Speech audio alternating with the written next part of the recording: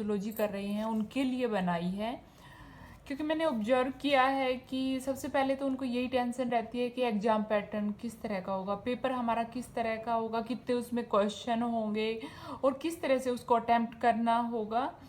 तो मैं आपको बता दूं कि आपका जो पेपर है वो मैक्सिमम मार्क्स होंगे उसमें 100, जिसमें आपकी 80 मार्क्स की थ्योरी होगी और 20 मार्क्स की आपकी इंटरनल असेसमेंट जाएगी। इंटरनल असेसमेंट ये आपकी जब आप क्लास अटेंड करते हो तो आफ्टर 6-7 डेज आपका एक रिटन टेस्ट होता है 20 मार्क्स का। तो ये 20 मार्क्स वही होते हैं जो उस पेपर के अकॉर्डिंग आपको मिलते हैं। तो 20 में से आप कितना गेन कर पाते हो वो आपके ऊपर डिपेंड करता है, क्योंकि ये internal assessment objective type question के रूप में आपको दी जाती है और उसी के द्वारा आपका टेस्ट लिया जाता है। अब आते हैं हम 80 मार्क्स। 80 मार्क्स हमें किस तरह से लेने होते हैं। तो आपका जो पेपर है वो होता है 3 आवर्स का, यानी कि 3 घंटे का पेपर होता है और मार्क्स आपको लेने होते हैं 80, जो कि इसमें आपको टोटल 9 क्वेश्चंस दिए होते हैं। जो फर्स्ट क्वेश्चन है वो आपका कंपल्सरी होता है। आपके पास 4 यूनिट्स होती हैं, 4 यूनिट्स में से ये क्वेश्चन तैयार होता है। किसी भी यूनिट से क्वेश्चन हो सकते हैं इसमें। तो टोटल आपके 16 मार्क्स के क्वेश्चन होते हैं इसमें। और इसके अलावा जो हमारे 8 क्वेश्चंस रह जाते हैं 2 to 9, ये हर यूनिट से आपको 2-2 क्वेश्चन दिए जाते हैं, जिनमें से आपको एक ही करना होता है, यानी कि सेकंड और थर्ड जो क्वेश्चन होता है उसमें से आपको एक ही अटेम्प्ट करना होता है। ये भी आपका 16 मार्क्स का होता है। लेकिन ये इसमें बेनिफिट ये है कि ये आपकी चॉइस के अकॉर्डिंग होता है कि अगर आपको सेकंड इजी लगता है तो सेकंड कीजिए, अदरवाइज आप थर्ड कीजिए। कंपल्शन नहीं होती कि आपको इनमें से कोई एक या दोनों ही करने होते हैं, आप अपनी मर्जी से कोई एक अटेम्प्ट कर सकते हैं। इसी तरह से सेकंड यूनिट में से 4th and 5th नंबर पे जो क्वेश्चन होते हैं वो होते हैं और दोनों में से आपको एक ही अटेम्प्ट करना होता है। ये भी आपका 16 मार्क्स का होता है। इसके बाद आती है आपकी थर्ड यूनिट। थर्ड यूनिट में भी 6th और 7th नंबर पे जो क्वेश्चन होते हैं उनमें से आपको एक क्वेश्चन ही करना होता है और ये भी आपका होता है 16 मार्क्स का। इसके बाद आते हैं फोर्थ यूनिट। फोर्थ यूनिट जो है वो आपकी होती है 8th और 9th नंबर पे जो क्वेश्चन होते हैं उनमें। तो इन दोनों में से भी आपको एक ही क्वेश्चन अटेम्प्ट करना होता है 16 मार्क्स का। और जब आप ओवरऑल 5 क्वेश्चंस कर लेते हैं तो आप कितने मार्क्स गेन कर सकते हैं, 80 मार्क्स, अगर आप अच्छी तरह से अपना पेपर जो है वो अटेम्प्ट करते हैं। तो अब मैं आपको सिलेबस के अकॉर्डिंग क्वेश्चन की फॉर्मेशन बताऊंगी और किस तरह से आपको अटेम्प्ट करने हैं, आंसर आपको किस तरह से वहाँ पर डिक्टेट करने हैं, उसका मेथड मैं आपको बताऊंगी। सिलेबस मेनली मैंने हिंदी मीडियम वाले बच्चों के लिए हिंदी में तैयार किया है। जैसे हमारा जो सिलेबस मिलता है वो मिलता है आपको इंग्लिश मीडियम में, तो आज मैंने आप लोगों के लिए सिलेबस को भी ट्रांसलेट करके हिंदी में बनाया है। जैसे फर्स्ट यूनिट है हमारी सोशियोलॉजी, यानी कि समाज शास्त्र। समाज शास्त्र के बारे में फर्स्ट यूनिट है पूरी, कि उसकी नेचर एंड स्कोप किस तरह की है, सिग्निफिकेंस एंड ग्रोथ किस तरह की है, relationship with history, anthropology, economics, political science and psychology. जिसको हिंदी में जैसे नेचर क्या है, प्रकृति, और एंड स्कोप को बोलते हैं हम क्षेत्र, कि उसका विस्तार कितना है, किस सीमा तक वो बढ़ा हुआ है, फैला हुआ है। इसी तरह से सिग्निफिकेंस यानी कि महत्व, जो समाज शास्त्र है उसका समाज के लिए क्या महत्व है और वो किस सीमा तक वृद्धि करता है, यानी कि ग्रोथ कितनी हुई है, कहाँ तक हुई है। और रिलेशनशिप यानी कि जो अन्य सामाजिक विज्ञान है उनके साथ उसका संबंध किस प्रकार से है, जैसे इतिहास के साथ, मानव शास्त्र के साथ, अर्थशास्त्र के साथ, राजनीति शास्त्र के साथ, मनोविज्ञान के साथ। तो जितने भी टॉपिक्स यहाँ पे दिए गए हैं इनके अकॉर्डिंग मैं आपको क्वेश्चन की फॉर्मेशन बताऊंगी कि क्वेश्चन किस तरह से आते हैं, और उसके बाद मैं आपको कि आपने उसको अटेम्प्ट किस तरह से करना है उसके बारे में बताऊंगी। अब जैसे फर्स्ट यूनिट में नेचर एंड स्कोप है, तो उसके ऊपर क्वेश्चन किस प्रकार से बन सकते हैं। जो ज़्यादातर क्वेश्चन 4 या 5 तरह से बनेंगे इसके ऊपर, जो है जैसे फर्स्ट क्वेश्चन हमने लिया है समाजशास्त्र का क्या अर्थ है, परिभाषा सहित स्पष्ट कीजिए। यानी कि उसमें इसके बारे में बिल्कुल नहीं पूछा गया, सिर्फ सोशियोलॉजी यानी कि समाजशास्त्र क्या होता है इसको आपको डिटेल में बताना होगा, जिसमें आपको समाजशास्त्र का क्या अर्थ है मीनिंग बताना होगा, डेफिनेशन देनी होगी, और अगर आपके पास टाइम रहता है तो उसकी इम्पोर्टेंस आप बता सकते हैं। ठीक है। इसके बाद जो क्वेश्चन बनता है सेकंड, वो है समाजशास्त्र से क्या अभिप्राय है, इसकी प्रकृति और क्षेत्र के बारे में विस्तार से बताइए। तो इसमें इन दोनों को इसने इंक्लूड किया है, यानी कि दोनों ही इसमें शामिल हो गए हैं। लेकिन जो समाजशास्त्र का अर्थ है वो आपको अगर एग्जामिनर नहीं भी पूछता है तो भी आपको अपनी तरफ से बताना होगा, और अगर क्वेश्चन फॉर्मेशन में आ ही जाता है तब तो वो कंपल्शन हो जाती है, ज़रूरी हो जाता है कि आपको उसका मीनिंग क्लियर करना ही होगा। थर्ड क्वेश्चन है समाजशास्त्र की उत्पत्ति कैसे हुई, इसकी प्रकृति और क्षेत्र का वर्णन कीजिए।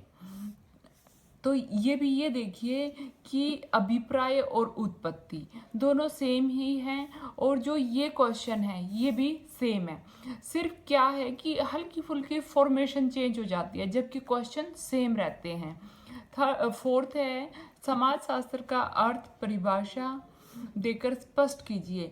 ये इनकी हमें मीनिंग तो बताना ही है, साथ में उसको डिफाइन भी करना है, परिभाषाएं भी उसके बारे में देनी है, और इसके क्षेत्र और महत्व का वर्णन कीजिए।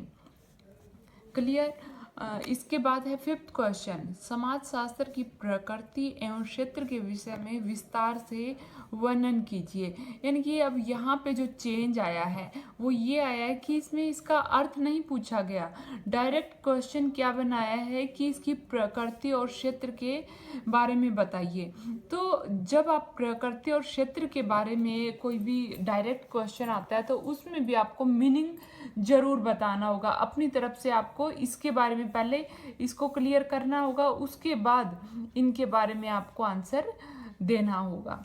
अगर आप इस तरह से पेपर अटेम्प्ट करते हैं तो आप बहुत अच्छा स्कोर कर पाएंगे और आपको दिक्कत भी नहीं आएगी। अब ये देखिए 5 क्वेश्चन इकट्ठे आप अगर देखते हैं इनकी फॉर्मेशन हल्की फुल्की चेंज है, जबकि इनका मीनिंग सभी का सेम ही आएगा। वो मैं आगे आपको बताऊंगी कि आपको किस तरह से इनका आंसर लिखना है।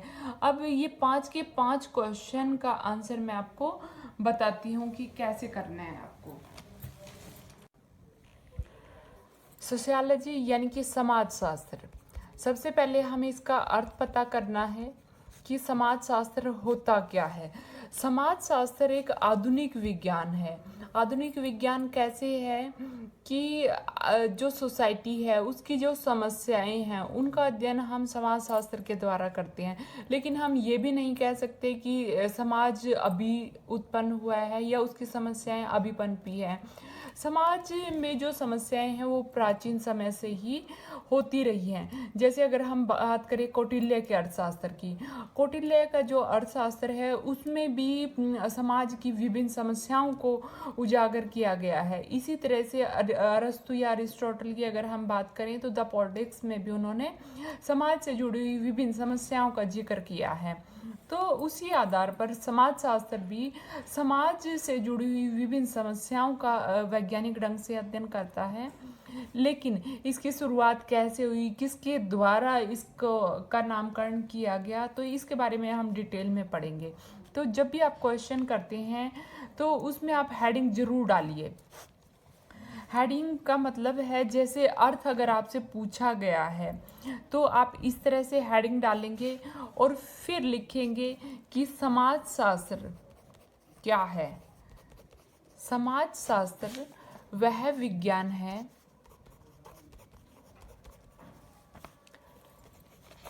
जो समाज का वैज्ञानिक ढंग से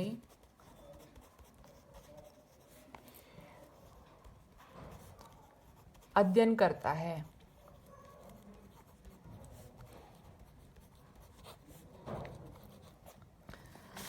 इसके बाद आप लिखेंगे मीनिंग ऑफ सोशियोलॉजी, यानी कि समाजशास्त्र का अर्थ।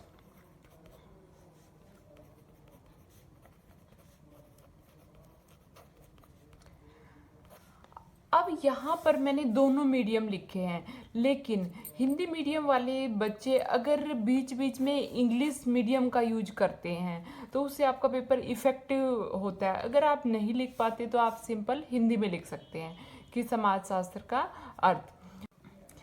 समाजशास्त्र यानी कि समाजशास्त्र दो शब्दों से मिलकर बना है, समाज प्लस शास्त्र, जिसे हम इंग्लिश में कैसे लिखेंगे, सोशियोलॉजी, जो कि दो वर्ड से मिलकर बना है, सोशियस प्लस लोगस। सोशियस का अर्थ होता है सोसाइटी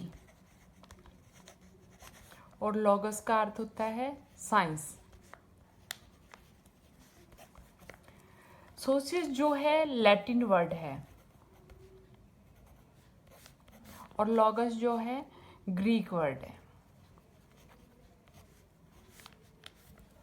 तो आपने इस तरह से मीनिंग क्लियर करना है कि ना तो आप ज़्यादा डिटेल में लिखेंगे लेकिन एक डायग्राम आप बना देंगे। जैसे सोशियोलॉजी सोशियस प्लस लोगस से बना है, यहाँ आप बीच में एरो डालते हैं तो इससे आपका क्लियर हो जाता है।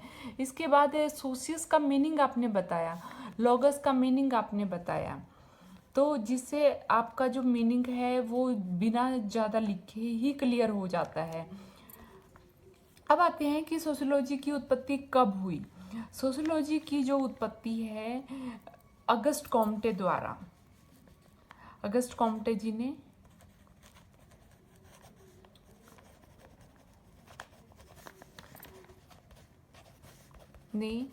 समाजशास्त्र नाम दिया इनको 1838 में। सोशियोलॉजी शब्द का प्रयोग किया,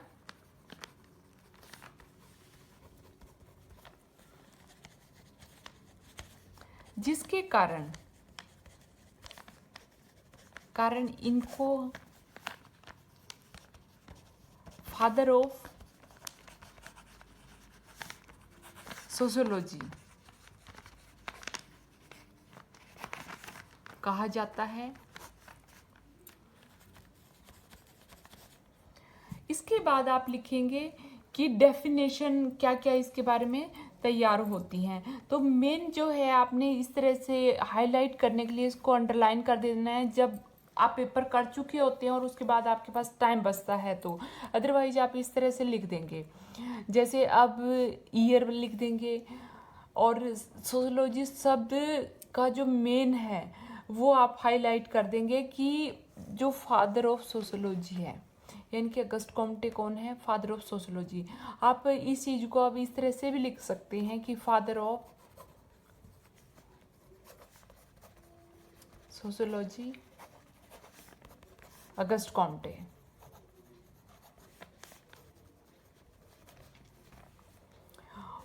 इसके बाद आप लिखेंगे ओरिजिन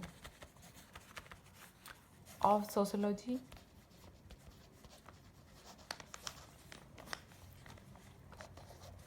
1838 बाय अगस्ट कॉम्टे।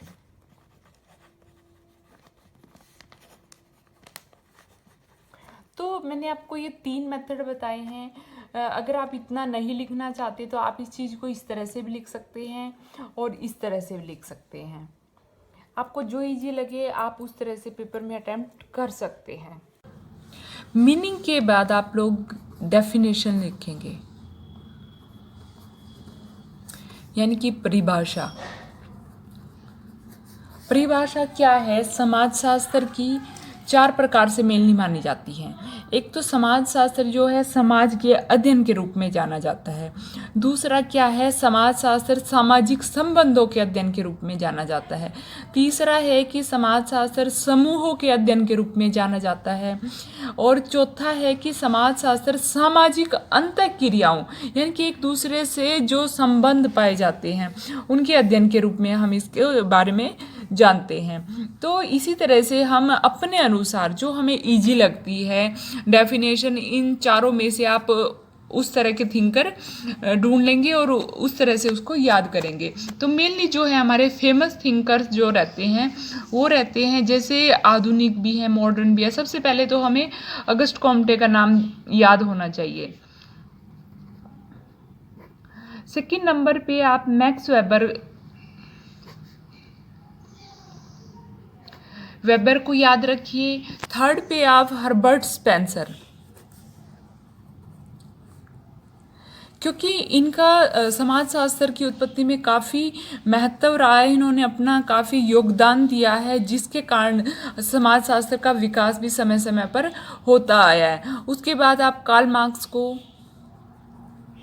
ये वो थिंकर्स हैं जिनका बहुत ज़्यादा योगदान रहा है समाजशास्त्र को आगे बढ़ाने में, और इन्होंने समय समय पर अपने बहुत सारे विचार प्रस्तुत किए हैं। और डेफिनेशन की अगर हम बात करें, परिभाषा अगर आप देते हैं तो सबसे पहले आप अगस्ट कॉम्टे की बहुत ही आसान है, बहुत आसानी से आप उसको याद कर सकते हैं। तो आप डालिए अकॉर्डिंग टू अगस्ट कॉम्ट,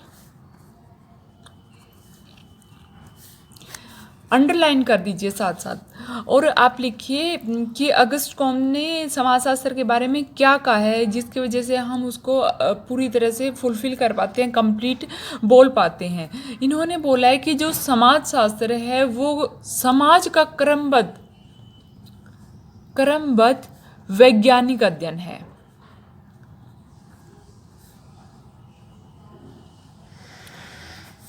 किसका क्रमबद्ध अध्ययन है? समाज का।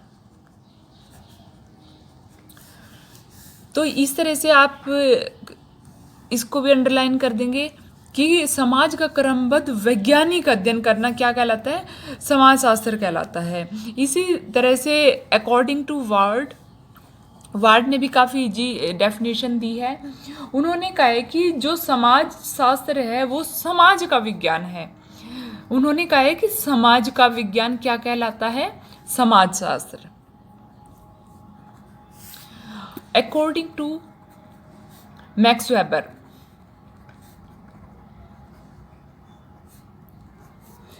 मैक्स वेबर ने कहा है कि जो समाजशास्त्र है वो एक ऐसा विज्ञान है जो सामाजिक क्रिया का विश्लेषणात्मक अध्ययन करने का प्रयत्न करता है।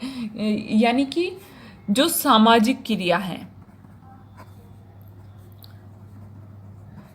है उनका विश्लेषणात्मक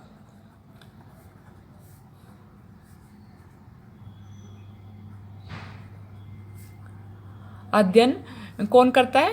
समाजशास्त्र। इसी तरह से आप फोर्थ लिख सकते हैं अकॉर्डिंग टू जॉनसन।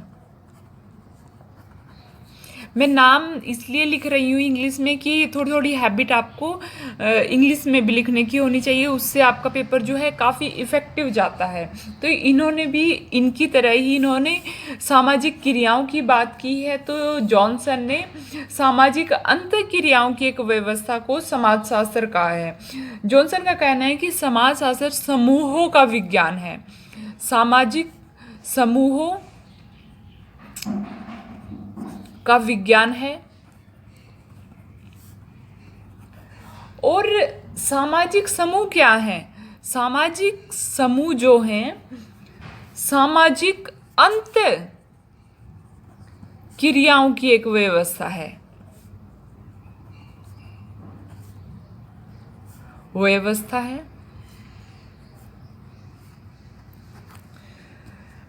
इसके बाद आपको जो भी डेफिनेशन आसानी से याद हो जाती है वो आप कर सकते हैं, उसी को आप लिखेंगे और लिखने के बाद दोनों साइड आप इन्वर्टेड कॉमाज में उसको डालेंगे। जो जो मेन आपको, जैसे ये मेन है कि सामाजिक समूह का विज्ञान किसने कहा है, जॉनसन ने, यहाँ अंडरलाइन कर दीजिए। सामाजिक क्रियाओं का विश्लेषणात्मक अध्ययन किसने कहा है, मैक्स वेबर ने। समाज का विज्ञान का है, वार्ड ने। अगस्ट कॉम्टे ने समाज का क्रमबद्ध वैज्ञानिक अध्ययन कहा है।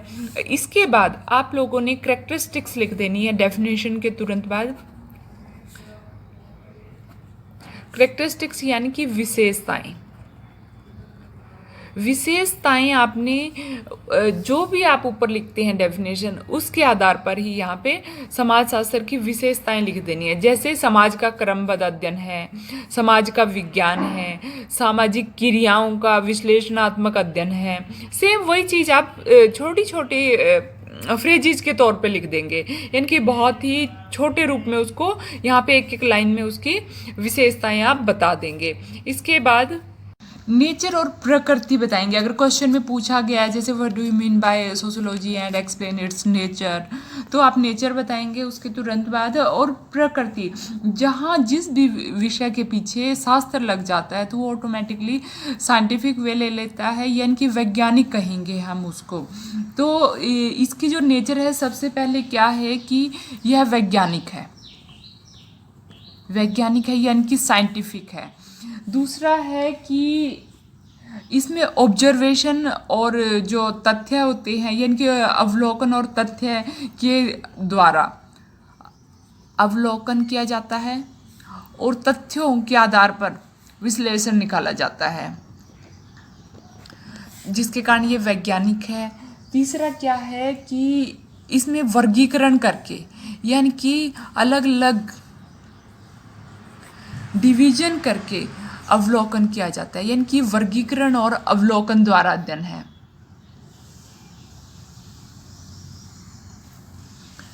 समाजशास्त्र में कार्य और कारण संबंधों के आधार पर अध्ययन किया जाता है।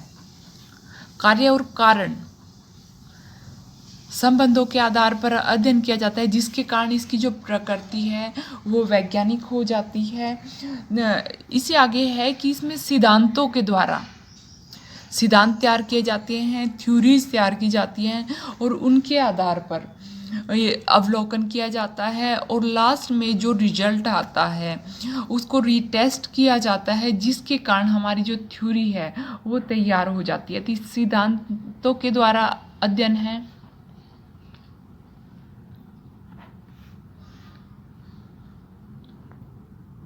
जो सिद्धांत हैं वो क्या है, सार्वभौमिक है। तो इसकी प्रकृति क्या है, सार्वभौमिक भी है। और ये क्या है कि जो सिद्धांत है वो पुनर्परीक्षित होते हैं, यानी कि दोबारा से उनको रीटेस्ट किया जाता है और उसके बाद उनको प्रूव किया जाता है। तो पुनर्परीक्षित है इसकी प्रकृति ये। और इसके बाद क्या है कि समाजशास्त्र में एक भविष्यवाणी यानी कि प्रेडिक्शन करना आसान है, भविष्यवाणी की जाती है, जिसके कारण जो इसकी प्रकृति है वैज्ञानिक कहलाती है। और अकॉर्डिंग टू बियरस्टेड, अगर आप बीच बीच में किसी भी जगह पे थिंकर्स के नाम डालते रहते हैं तो उससे आपका पेपर इफेक्टिव जाता है कि हाँ बच्चा पढ़ के आया और पढ़ने के बाद ही पेपर दिया गया है। बियरस्टेड ने क्या कहा है कि जो समाजशास्त्र है, समाजशास्त्र एक सामाजिक विज्ञान है, न कि प्राकृतिक विज्ञान है। प्राकृतिक विज्ञान क्या है कि जिसमें सब चीज़ें प्रकृति की तरह होती हैं, यानी कि हर एक चीज़ फिक्स होती है, कोई उसमें परिवर्तन नहीं होता। लेकिन सामाजिक विज्ञान वो है जिसमें कुछ समय के बाद परिवर्तन आता है। तो समाजशास्त्र जो है सामाजिक विज्ञान है, न कि प्राकृतिक विज्ञान। सेकंड उन्होंने बोला है कि समाजशास्त्र जो है एक निरपेक्ष या वास्तविक विज्ञान है, या वास्तविक है, न कि आदर्शात्मक।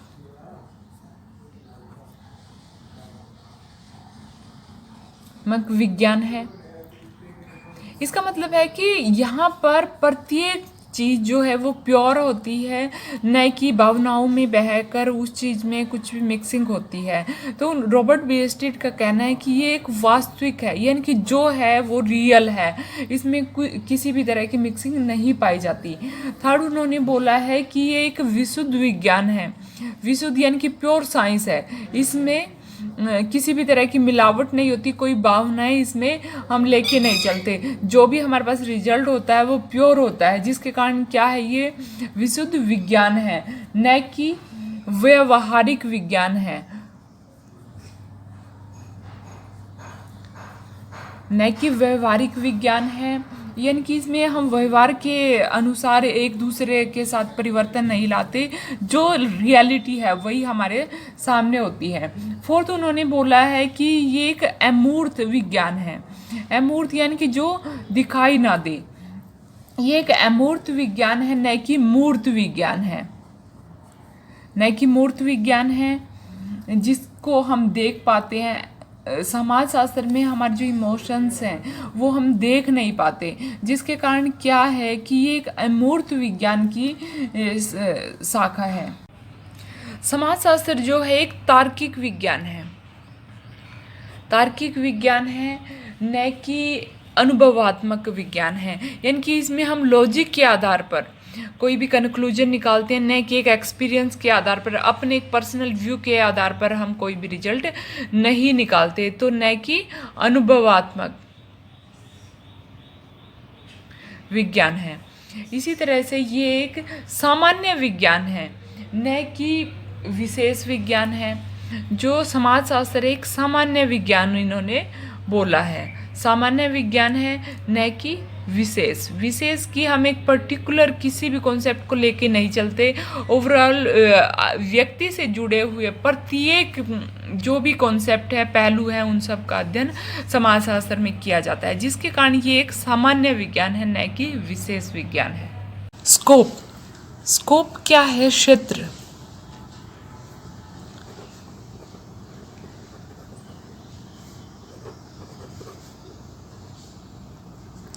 समाजशास्त्र का क्षेत्र।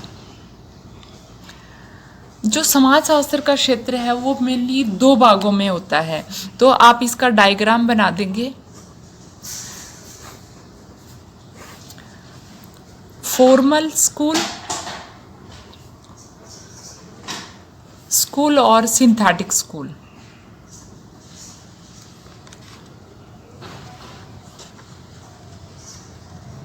यानी कि स्वरूपात्मक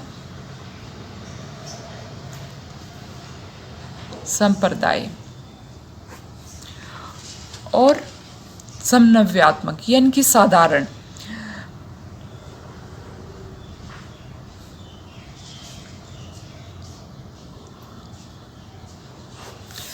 फॉर्मल मीन्स जिसमें एक फॉर्मेलिटी चलती है, जहाँ पर सभी चीज़ें एक नियम कानून के अनुसार होती हैं। और दूसरा क्या है? सिंथेटिक यानी कि समन्वयात्मक, जहाँ पर प्रत्येक जो विषय है वो एक साधारण रूप लिए हुए होता है। तो इसमें अलग अलग थिंकर्स डिवाइड हुए हैं कि फॉर्मल, कुछ बोलते हैं कि समाजशास्त्र का जो क्षेत्र है वो फॉर्मल होना चाहिए, लेकिन कुछ ने माना है कि नहीं, इसका जो क्षेत्र है, स्कोप है, वो सिंथेटिक होना चाहिए, समन्वयात्मक होना चाहिए। तो फॉर्मल किन किन ने माना है? फॉर्मल माना है, स्वरूपात्मक माना है जॉर्ज सिमेल ने,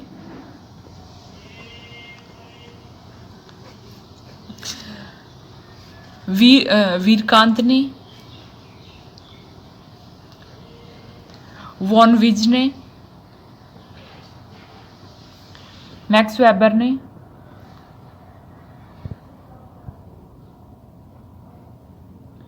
इन चारों का कहना है कि जो समाजशास्त्र है वो जॉर्ज सिमेल का कहना है कि समाजशास्त्र एक विशेष विज्ञान बनना चाहिए, नहीं कि एक सामान्य विज्ञान बन के रह जाना चाहिए।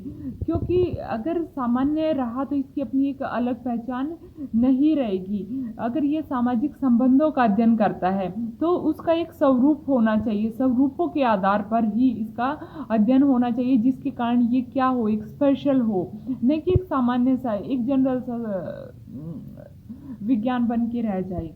यानी कि यहाँ पर हम जिस भी विषय के बारे में अध्ययन कर रहे हैं, चाहे वो संबंध है, चाहे अंतर संबंध है, या समाज का अध्ययन है, समूह का अध्ययन है, किसी भी प्रकार का अध्ययन है, वो एक स्वरूप में होना चाहिए। इनका कहना है कि प्रत्येक स्वरूप की अपनी एक पहचान होनी चाहिए, जिसके कारण जो है अध्ययन विज्ञान के रूप में उभर कर सामने आए। उसके बाद है वीरकांत। वीरकांत का कहना है कि समाज शास्त्र जो है एक विशिष्ट विज्ञान के रूप में मानसिक संबंधों के स्वरूपों का अध्ययन होना चाहिए, नहीं कि ये एक सामान्य है कि इसमें हर एक तरह के जो संबंध है वो जोड़ दिए जाएं। जो भी संबंध है वो एक विज्ञान की तरह होने चाहिए, यानी कि व्यक्तियों को एक दूसरे से या समूह से बांधते हुए समाजशास्त्र ये विचार ना करे कि इसमें पिता और पुत्र का क्या संबंध है, माता पुत्री में क्या संबंध है, या यश सम्मान, प्रेम, लज्जा, स्नेह, समर्पण, घृणा, सहयोग, संघर्ष आदि भावनाओं का अध्ययन ये वैज्ञानिक तरीके से करे, नहीं कि एक सामान्य तरीके से। अगर ये सामान्य तरीके से करता है तो इसकी अपनी एक पहचान नहीं होगी। अगर ये वैज्ञानिक तरीके से करता है तो जो समाज में संबंध बन रहे हैं, जो समाज में संबंधों का निर्माण हो रहा है, उन्हें एक वैज्ञानिक तरीके से समझना चाहिए कि वो किस तरह से निर्मित है, कैसे उनकी रूपरेखा बनी, यानी कि मानसिक और भावनात्मक तत्व क्या रहे। उसमें अगर हम भावनाओं को जोड़ देंगे तो हमारे सामने असलियत आएगी ही नहीं, क्योंकि हम भावनाओं से जुड़ गए हैं। इसलिए इसमें इन्होंने बोला है, वीरकांत ने, कि जो भावनाएं हैं वो बिल्कुल अलग रहनी चाहिए। अगर वो अलग रहती है तो ही हम असलियत को सामने ला पाएंगे। तो लास्ट में हम ये कह सकते हैं कि वीरकांत ने कहा है कि समाजशास्त्र उन मानसिक संबंधों के अंतिम स्वरूपों का अध्ययन है जो मनुष्य को एक दूसरे से बांधते हैं। नेक्स्ट है वॉनविच।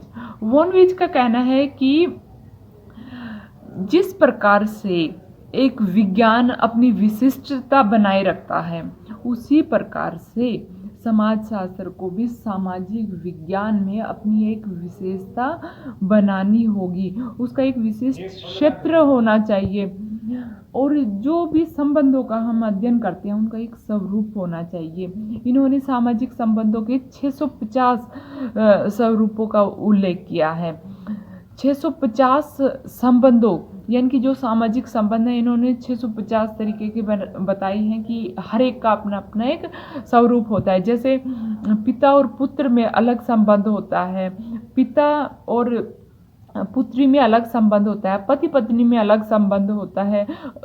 अलग किस कारण से हुआ कि उनका एक अपना स्वरूप है। स्वरूप अलग होने की वजह से वो संबंध अलग हो जाते हैं बिल्कुल। इसी तरह से मैक्स वेबर का भी कहना ये है कि जो समाजशास्त्र है वो एक सामान्य विज्ञान नहीं है, वो एक विशिष्ट विज्ञान की तरह होना चाहिए, उसकी अपनी एक विशेषता होनी चाहिए, क्योंकि समाज में जो व्यक्ति है वो क्रिया करता है। इन्होंने जो अध्ययन किया है मेनली क्रिया के आधार पर किया है। जहाँ पर भी आप इनके बारे में लिखेंगे, आप आंख बंद करके क्रिया, सामाजिक क्रियाओं का अध्ययन इन्होंने मेनली किया है, तो उसके बारे में जहाँ पर भी क्वेश्चन आता है आप मैक्स वेबर वहाँ पर डाल देंगे। तो इनका कहना है कि समाजशास्त्र सामाजिक क्रियाओं का अध्ययन है। सामाजिक क्रियाओं को अपने उन व्यवहारों के रूप में जाना जाता है जो कि अर्थपूर्ण है, और साथ ही साथ अन्य व्यक्तियों के व्यवहार को भी वो प्रभावित करती हैं, क्योंकि हमारे जो संबंध बनते हैं वो हमारे व्यवहार के कारण बनते हैं, और व्यवहार क्या है, हमारे कार्यों के आधार पर निर्मित होते हैं। तो सामाजिक क्रियाओं का जो आधार है वो व्यवहार है, और व्यवहार ही एक ऐसा है जो व्यक्ति का समझना पड़ता है, और समझने के बाद ही हम व्यवहार को व्याख्यायित कर सकते हैं, उसके बारे में बता सकते हैं, और जब बता बनाते हैं तो वो अपने अनुभव और तर्क दोनों के आधार पर हम नियम बनाते हैं और उसके आधार पर हम किसी भी व्यक्ति का एक व्यवहार एक्सप्लेन कर पाते हैं, एक निश्चित सीमा उसकी बता पाते हैं, जिसके कारण समाजशास्त्र ये सभी कार्य करता है। और इसी वजह से इसे फॉर्मल स्कूल में हमें डालना चाहिए, न कि सिंथेटिक स्कूल में। दूसरा जो स्कूल है वो है सिंथेटिक स्कूल, यानी कि समन्वयात्मक संप्रदाय जिसे हम कहते हैं, या ये बोल सकते हैं कि सामान्य विज्ञान।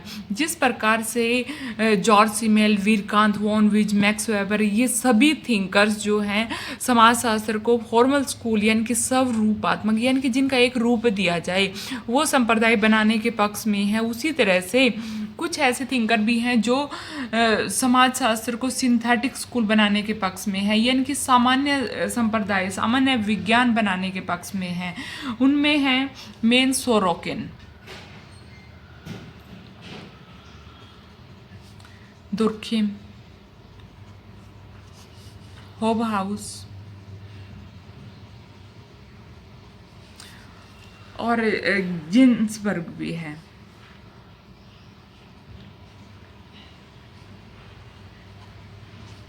ये सभी थिंकर्स चाहते हैं कि जो समाजशास्त्र है वो सामान्य विज्ञान के रूप में उभरे, क्योंकि इनका मानना है कि अगर समाजशास्त्र भी विशेष विज्ञान हो गया तो ये किसी एक पहलू का अध्ययन करेगा, जबकि हमें पता है कि समाजशास्त्र एक ऐसा विज्ञान है जो व्यक्ति के प्रत्येक पहलू का अध्ययन करता है, जिसमें उसके इकोनॉमिक्स भी आ जाती है, पॉलिटी भी आ जाती है, हिस्ट्री भी आ जाती है, एंथ्रोपोलॉजी भी आ जाती है, यानी कि जितने भी पहलुओं से व्यक्ति जुड़ा हुआ है सभी का अध्ययन समाजशास्त्र में किया जाता है। तो सोरोकिन का कहना है कि नहीं, जो समाजशास्त्र है वो एक सामान्य विज्ञान है। सामान्य विज्ञान अगर वो बनता है तो जितने भी संबंध हैं उनके बारे में संपूर्ण ज्ञान प्राप्त किया जा सकता है, और उनका जो स्वरूप अगर हम बना देते हैं तो इसका अध्ययन सीमित हो जाएगा। तो संपूर्ण समाज का सामान्य अध्ययन करना ही समाजशास्त्र का उद्देश्य होना चाहिए, और उसी के आधार पर इसको विज्ञान के तौर पर हम परख सकते हैं। इनका कहना है कि समाज की प्रकृति जो है जीवधारी शरीर के समान है, जिससे विभिन्न अंग एक दूसरे के साथ घनिष्ठ रूप से जुड़े हुए हैं। ठीक उसी प्रकार से जो समाज है, समाज में भी अनेक पहलू होते हैं, उसके भी बहुत सारे हिस्से होते हैं जो एक दूसरे से जुड़े हुए होते हैं, और जिस प्रकार से शरीर के एक अंग में कोई भी परिवर्तन आता है तो दूसरे अंग पर भी उसका प्रभाव पड़ता है। ठीक इसी प्रकार से समाज को समझने के लिए उसके विभिन्न अंगों को भी आपस में जोड़ना पड़ेगा, उनका आपस में कनेक्शन होना जरूरी है, और जब तक वो नहीं जुड़ेंगे तो हम किसी एक पक्ष या पहलू से हम समाज को नहीं समझ सकते। और जब हम पूरी तरह समाज को नहीं समझ पाएंगे कि उसके कार्य परिवर्तन के कारण क्या रहे, तो हम उसका पूरी तरह से अध्ययन नहीं कर सकते और समाजशास्त्र को विज्ञान की उपाधि नहीं दी जा सकती। दूसरी तरफ उनका कहना है कि ये अगर एक सामान्य विज्ञान रहा तो प्रत्येक सामाजिक विज्ञान के द्वारा समाज के किसी एक भाग या पक्ष का ही अध्ययन किया जाता है, जबकि समाजशास्त्र अगर है तो इसमें प्रत्येक यानी कि चाहे राजनीति शास्त्र वाला विज्ञान हो, चाहे अर्थशास्त्र वाला विज्ञान हो, इन सभी का इसमें निचोड़ निकाला जा सकता है, क्योंकि ये भी समाज की एक प्रमुख इकाइयां हैं जिनका अध्ययन जरूरी है। अगर हम अलग अलग तरीके से इनका अध्ययन करते हैं तो हम सिर्फ एक ही पहलू को देख पाएंगे, लेकिन यहाँ आवश्यक हो जाता है कि समाज के प्रत्येक पहलू को जोड़ा जाए।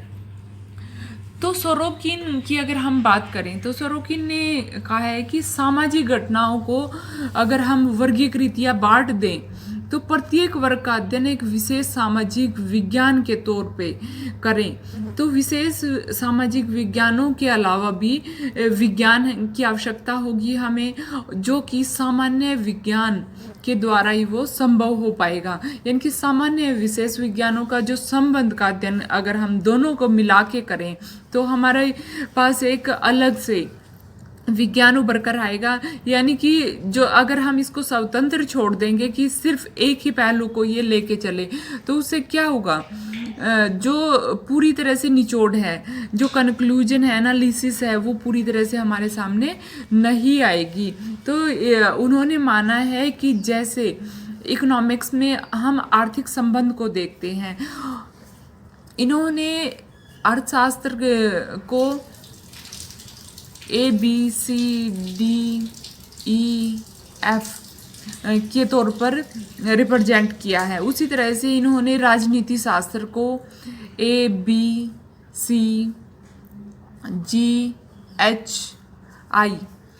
और धार्मिक संबंधों को इन्होंने ABCJKL,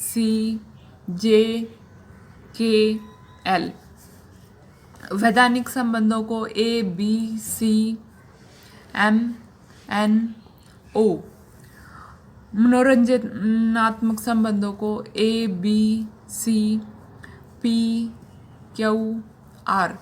अब ये देखिए, ये सभी में सेम है,